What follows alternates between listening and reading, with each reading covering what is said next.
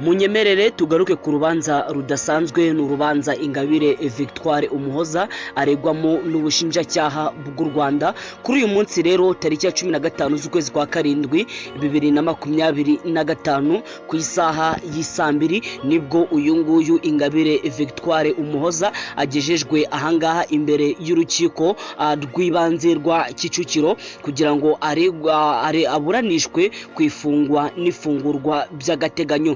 Mu iburanisha ry'urubanza ruregwamo Ingabire Umuhoza Victoire mu rukiko rw'ibanze rwa Kicukiro hongeye kwitwa cyane ku munyamategeko n'umunyamategeko w'umunyakenya. Uyu nguyu yifujwe na Ingabire Victoire avuga ko ari we umwunganira. Uyu nguyu rero Ingabire Victoire yongeye kwitsa kuri uyu munyamategeko w'umunyakenya avuga ko ashaka ko aza akaburanishwa, ariko uyu munyakenya w'umunyamategeko cyangwa se uyu mwavoka ntago yigeze agaragara ku rukiko. Ese byatewe n'iki kugira ngo uyu munyakenya ntagere ahangaha ku rukiko?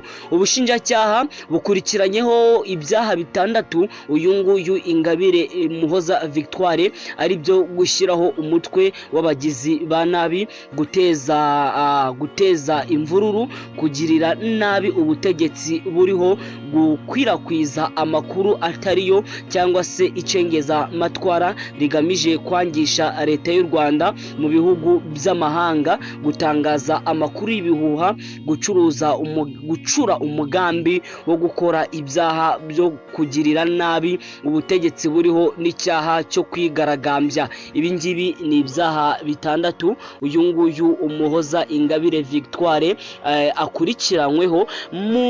Byatangiye mu rukiko rwabanje rusoma umwirondoro w'uyu nguyu Ingabire Umuhoza Victoire, basoma umwirondoro we wose, amazina ye yose, aho avuka, aho aturuka, ndetse ni muri makeya urukiko rwabanje rusoma ibiranga uyu nguyu Ingabire Umuhoza Victoire. Ariko uyu nguyu Ingabire Umuhoza Victoire yahise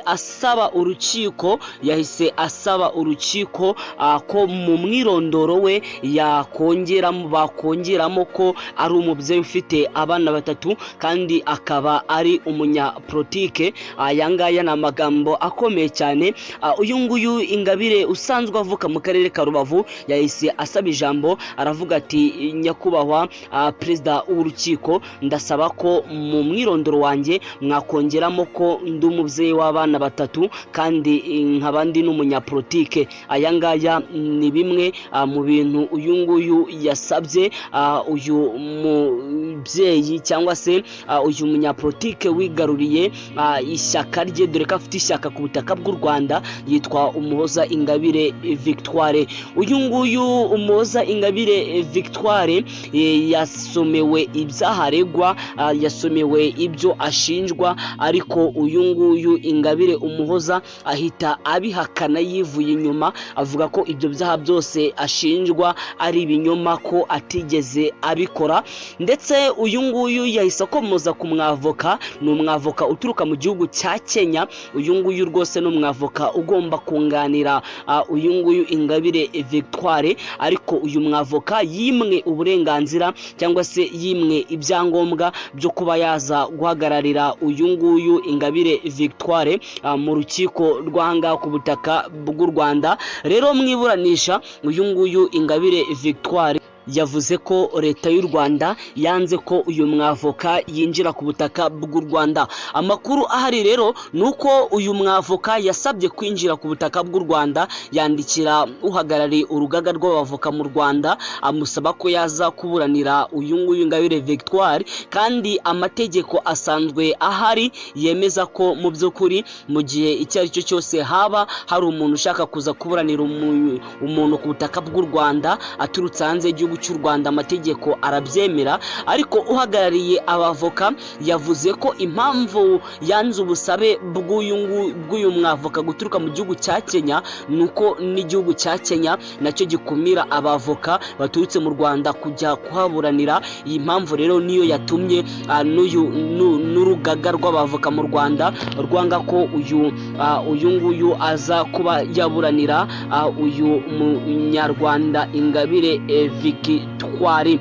Mu by'ukuri Ingabire Victoire yatanze inzitizi, yavuze ko yatanze inzitizi ashingiye ku ngingo y'106. uyu nguyu rwose niyo nzitizi Ingabire Victoire yahise atanga. Ndagira ngo mbibarebere mbibasomere mu by'ukuri murebe inzitizi uyu nguyu Ingabire Umuhoza Victoire yahise atanga mu rukiko.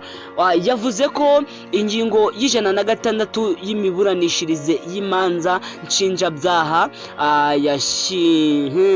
yashingiweho igaragaza ibintu bitatu by'ingenzi, birimo ubushake cyangwa se ububasha urukiko rufite bwo guhamagaza abantu cyangwa ibyitso mu rubanza mu gihe rusanze hari ibimenyetso bigushinja cyangwa rutegeka ko hakorwa iperereza.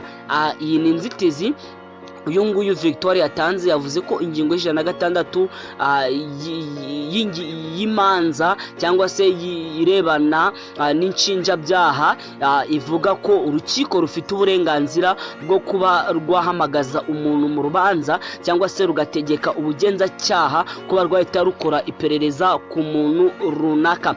Yavuze ko kuba urukiko rwarategetse ubushinjacyaha gukora iperereza rutategetse ko ahita afungwa nk'uko bwahise bubigenza. Iyo ngingo kandi yavuze ko isuzumwe neza usanga inyuranye n'ibiteganywa n'itegeko nshinga mu ngingo zirimo ya 3, ya 29 n'45. Yavuze ko Ingabire Victoire atakabaye yaragejejwe mu rukiko. Ubushinjacyaha bwahawe ijambo nabwo bwagaragaje ko hashingiwe kuri iyo ngingo y'106 ari itegeko ryakurikijwe kandi nta kintu na kimwe ryigeze risimburwaho.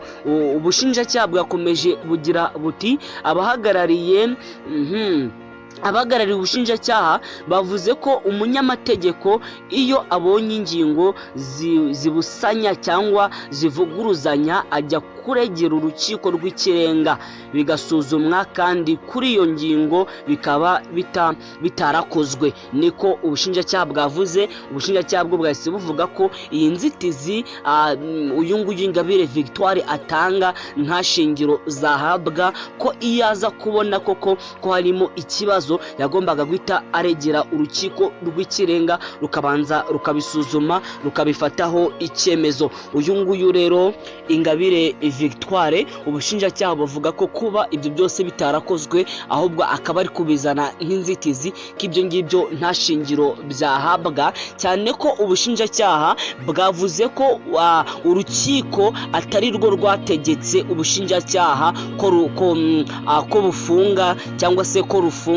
ubushinjacyaha bufunga uyu nguyu Ingabire Victoire, ahubwo ubushinjacyaha bwo bwagaragaje ko urukiko rwategetse ko Ingabire Victoire akorwaho iperereza. Ubushinjacyaha rero nibwo bwafashe umwanzuro wo gufunga Ingabire Victoire nk'uko amategeko abibemerera, niko ubushinjacyaha bwo bwabigaragaje. Inshuti bakunzi ba Ibyegeranyo Empire, reka mbabwire ngo mukore subscribe, mukore kunzogera kugira ngo muzajye murushaho kugenda mubona amakuru yizewe kandi muyabonere ku gihe. Ndabashimiye cyane.